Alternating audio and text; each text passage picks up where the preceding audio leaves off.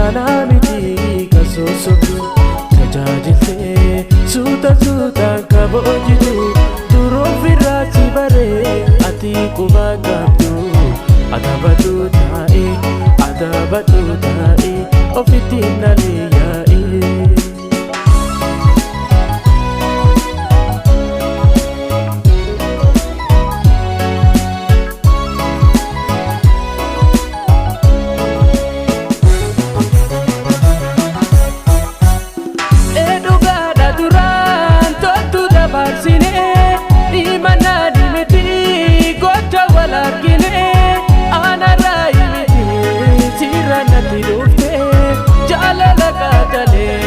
Qaxara jaabsitee daandii jaalalaatti seeta keessa kiyyaa booddee fi kenne harka kiyyaa hidhamee kan jira jaalala keetii harka maallaqaatii meenatti deemee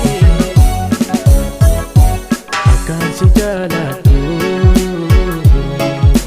silaa duruu beektaa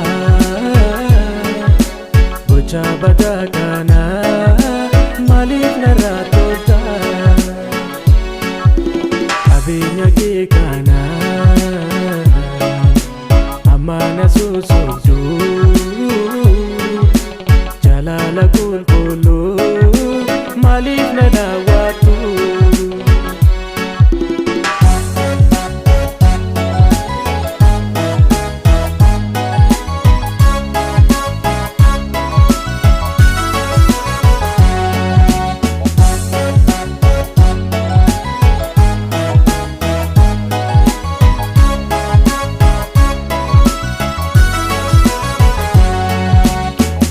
Sobii naannaa miti kan sosobdu tajaajiltee suutaan kaboojitu turuuf irraa si baree ati quba qabdu adabadhu taa'e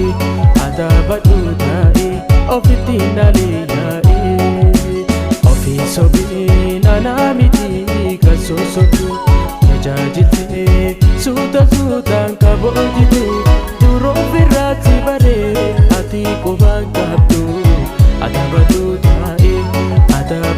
taa'e ofitti nalee yaa'e.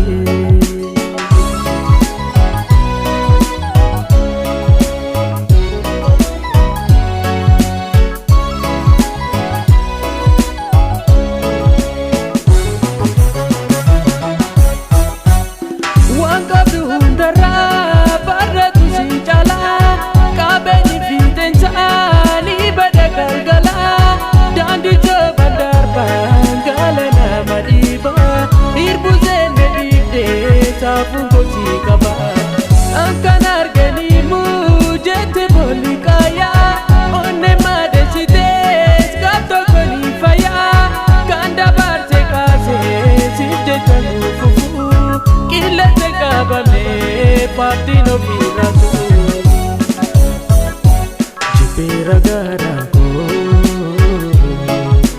cunqursa jaalala.